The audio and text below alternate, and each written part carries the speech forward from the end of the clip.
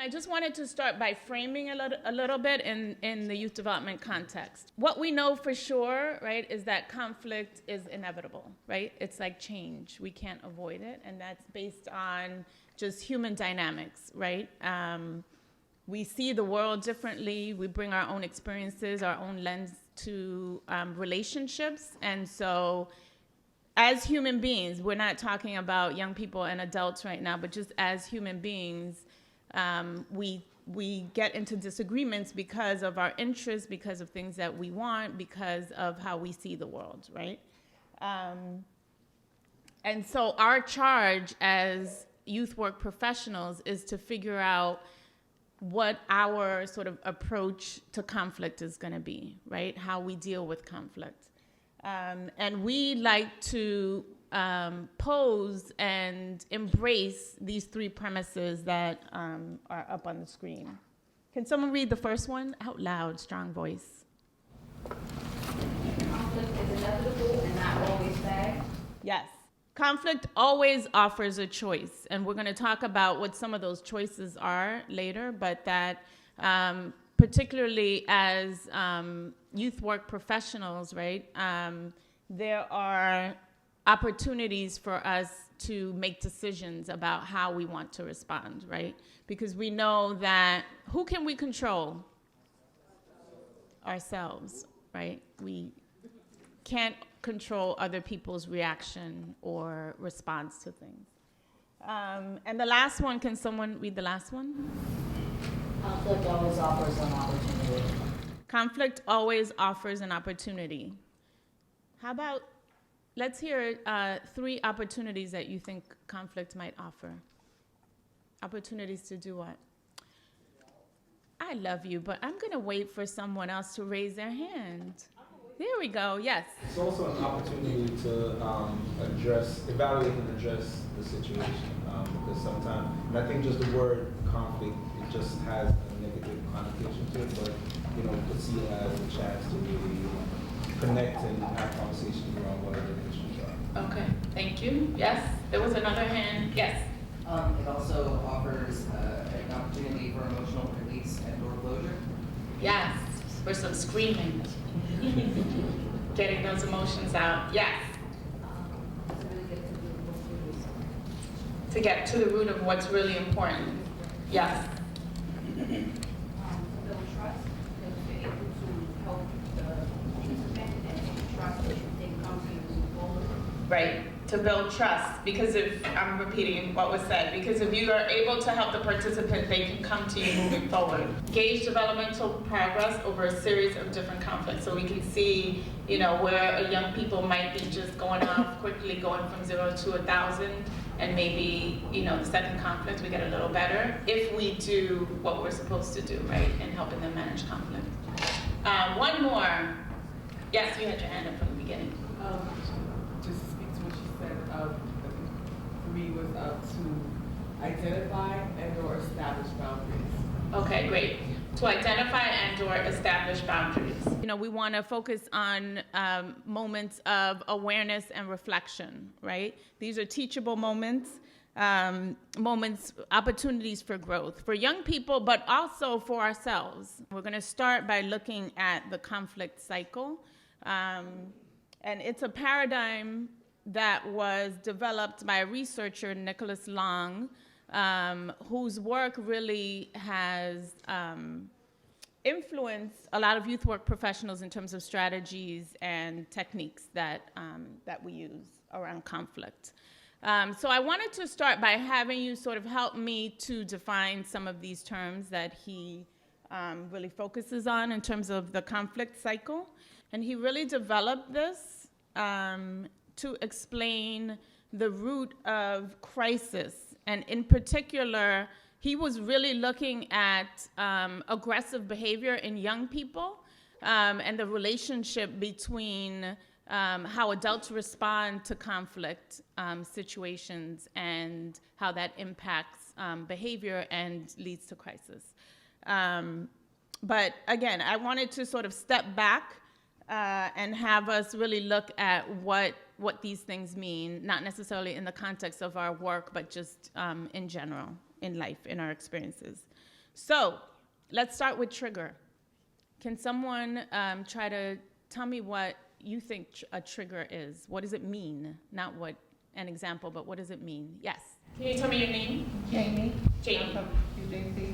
I would say a trigger is something that just sets you off. Yes. Perfect. Thank you. That was easy. Okay. So now I would like some examples. Just tell me what for you is a trigger. We're not talking about work necessarily, although we can. I can't move away from this. Thank you. Yes. Although we can focus on work, but let's hear some triggers. It can be something really simple. I'm going to walk around. Yes. What's your trigger? Do you know? I'll have you think about it. I'll come back. Domestic violence. Domestic violence. Yes. Yelling. Yelling. Someone yelling at you. And what happens to you? What do you feel when someone yells? I feel triggered Where do you feel that? inside. Inside. It's like it sets it off inside. Yes. Okay. Anybody else? Triggers. Cursing. Cursing. And like, especially like the B word. If Yes. someone calls me that, I just go, It's on. yeah. It's on. Feeling ignored. Ah. Yes. And what happens to you when you feel ignored? Anger. Anger. Yeah. Yes. Yes, People Wes. are inconsiderate. I take public transportation, and The train will do it every time. but it's deeper than the train. When I'm waiting online for the bus, I don't know, I'm from Queens too. In Queens, we wait on lines for buses, right?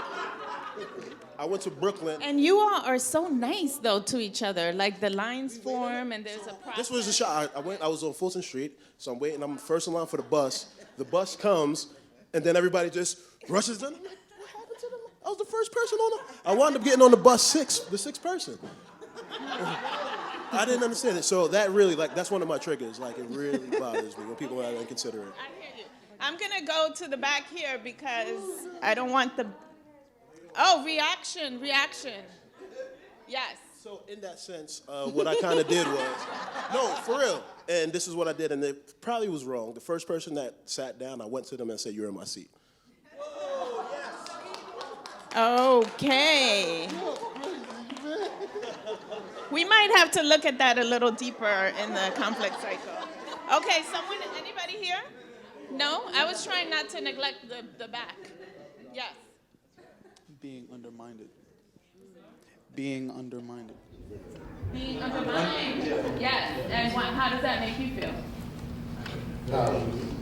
And can you just say quickly, what does that mean, being undermined? Like, what does that mean? Knowing that you're right in certain situations, or you have the knowledge for certain situations, it's just true knowledge. Yes. And it makes you feel angry. Yes. I'm sorry. I know we can. I'm going to hold on the triggers. You might be able to talk about these in your groups because we're going to have some dialogue. I'm sorry that I keep stepping in front of the thing. Okay, so we defined it as, can you repeat your definition? Something that sets us off? Yes. Ooh. So it's really a single event or an incident that sets us off and starts us up on this arc.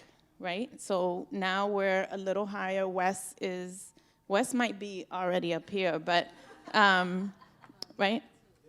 Yeah. So escalation, what might escalation be? How do we define it first? Something that fuels the trigger. Something that fuels the trigger, yes. Right? And what might be an example of that? One said something pretty good when Wesley was talking. One said something pretty good when Wesley was talking about the bus situation. He said that he went up to the guy and told him that was my seat. So that means he actually triggered him to get upset at him. So that's how you probably escalate something. Yes. So he added fuel. Well, he just started the conflict because there was no conflict before, right? Right. Okay, what might be other escalators? What are other escalators? Yes. Like getting in someone's face. Getting in someone's face, yes. Face and space. Face and space. Face and space. Yeah. And what does that mean? You know, well, getting in someone's face, but also coming into a person's personal space, like approaching that person's while they're in their seat. That's their personal space. Yes. Yes, I heard another one. Touching. Touching. Yes. Anything else? Yes. Assumptions, preconceived notions, and things that we don't know. Okay, so give me an example of what that might look like. So, for example, if I'm having a conflict with somebody and they trigger me, then I all of a sudden might have some preconceived notions about where they're at, or what it was that made them say that, or what it is about that person that maybe made them act that way towards me, but I may not know that. I may be assuming or have already made up my mind before I know what it really is. Yes. Thank you. Okay, one last one. Oh, I'll take you two. So I'll start with you. When you're diminishing it, like when someone diminishes the severity of your trigger, it doesn't really matter. You're being triggered. So when someone's like, psh, yeah, you shouldn't be upset about someone skipping a line or something like that. Well, yeah, no, you should. It's your trigger. Talking about the person that triggered you, but not to the person that triggered you, like right in front of your face. We see that a lot in our program. Yes. Okay. I'm picturing that now. Yeah. I like to think of the visual of an escalator going up, right? So the escalator takes you further up the arc, right? And then crisis is what? So the height of emotional content, and that might be aggressive behavior. It might just be we're yelling at each other. And then there's recovery. In this case, they're referring to just going back to the original state, right? And so it doesn't mean that all is good between us, but we're not punching each other in the face, and we're not, right? So something happens between crisis and getting back to sort of not feeling, I might still feel anger, but I'm not at the place where, we're like this, right?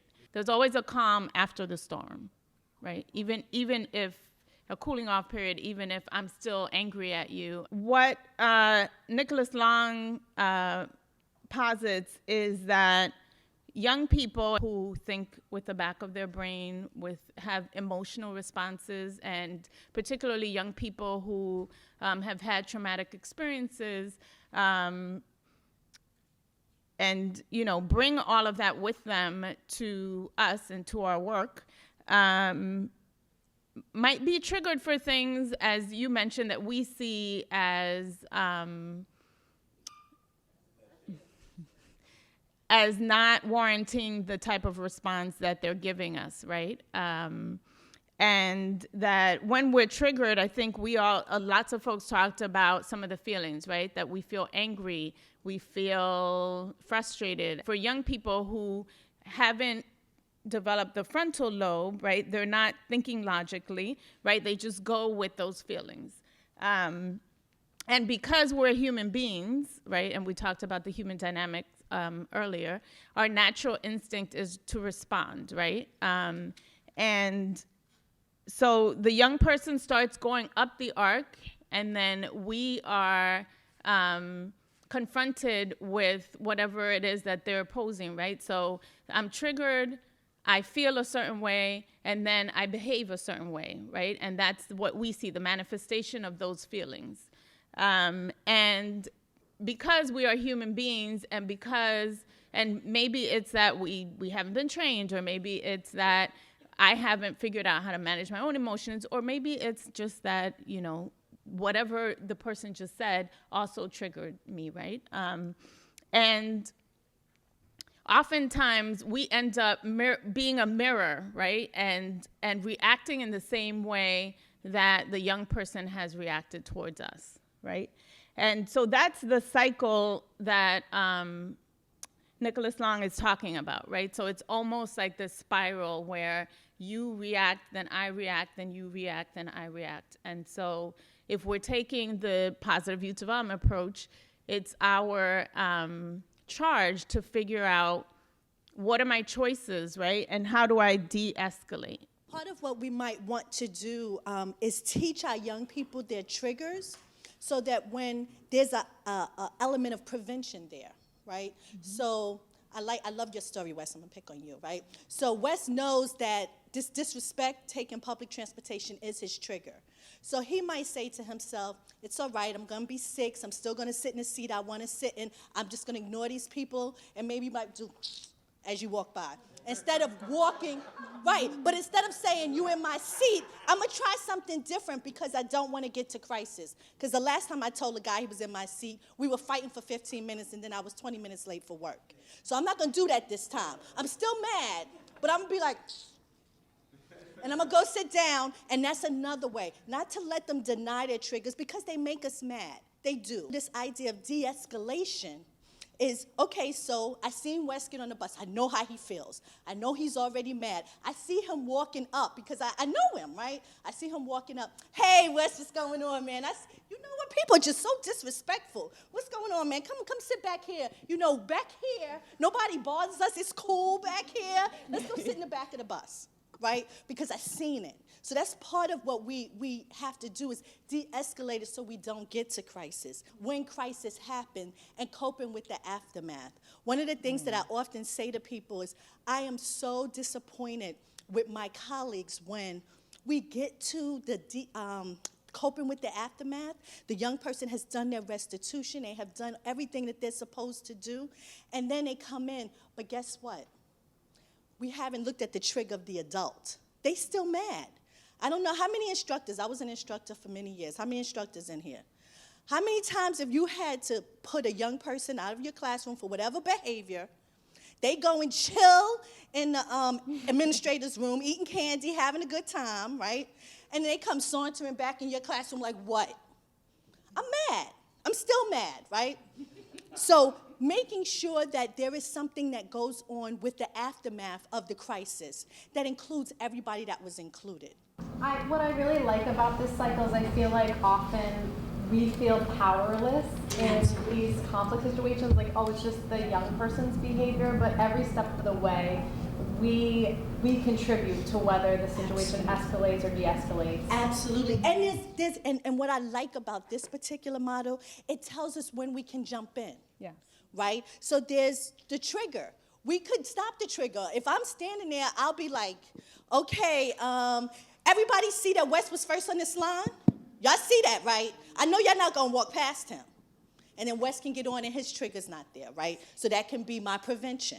Then my de-escalation is I'm going to put my arm around him and take him and sit with me so he don't get mad and do what he normally does. But then coping with the aftermath, if there is a fight, if there is some kind of altercation, making sure that everybody has had an opportunity to cool off properly. And a lot of times as instructors, we're left out of it, right? They go do whatever they do in the office, and then they come back. Nobody said nothing to me about how I felt. I got pushed, I got stomped, I got spit on, and then I'm just supposed to be like, hey, welcome back to class. But I've also seen when a young person has done restitution and has done everything that they were supposed to do after the crisis, but the adult can't let it go. We had the meeting. We talked about it. But you know what? Monday morning when he walked in, I'm still mad at him. I got to get over that. Because whatever the process was, I have to own that this is over.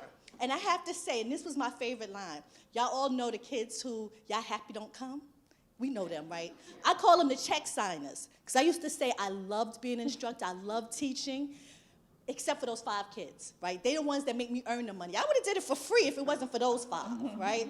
So the check signers come in, and I always would say to them, I'm so glad you're here today. Because my trigger was seeing them, right? So I'm gonna re-change this, right? I'm gonna let them know, I missed you when you wasn't here. Because I did, because I had a good day. So I did miss him. I did miss him, but I'm gonna change my reaction. Instead of sucking my teeth or giving them attitude, I'm gonna change it and see if I can change their attitudes. And sometimes I've had young people say, you didn't miss me when I wasn't here? Yes, I sure did, baby. I sure did miss you when you wasn't here. So now we're all gonna have a better day. So that's me redirecting my trigger so that I can make sure that I get rid of the crisis. But we're gonna talk about how do we cope with the aftermath? How do we cope with de-escalation? How do we cope with prevention? So that along the lines, because we've seen it happen. How many people, like you said, have felt powerless? You saw it coming. You saw it coming, and then you're like, But what this does, it says at every point, there's something we can do. There's something we can do to stop it or to prevent it or keep it from getting worse. We play the role of the ones that are doing the work to keep this from happening, and not just for one person, but for a caseload of people or a program full of participants. And Or for your colleagues. Right, and also colleagues with each other. And that's just, for some of us, 9 to 5 or whatever our work hours are, not to mention outside of life, outside. And it's just, it's really making me look at things a lot differently, just because if you're the person that is always doing the prevention, always doing the de-escalation, that is so taxing and exhausting that you really need the support of your colleagues and you need the support of those around you to help you so that you're not burnt out from being the preventer, the de-escalator, the one that's bringing everybody down all the time. It made me just, it resonates with me. How do we build trust amongst each other as a team, trusting that Maria got it? Maria talked about what she needed to talk about with this young person, and then doing the work, or together figuring out how we're going to connect so that I can find out what the conversation was, and so that I can talk about what my triggers are or how I'm feeling, because that's important as well. There's two parts for you. Self-care is a huge part. I used to go home and talk my husband's ear off about it, right? That was one way. The other thing was being aware of your triggers, right? And sometimes our triggers is about our colleagues. Like I'm trying to get these kids back in class, and the instructor's mad. Or she's kicking them out every day.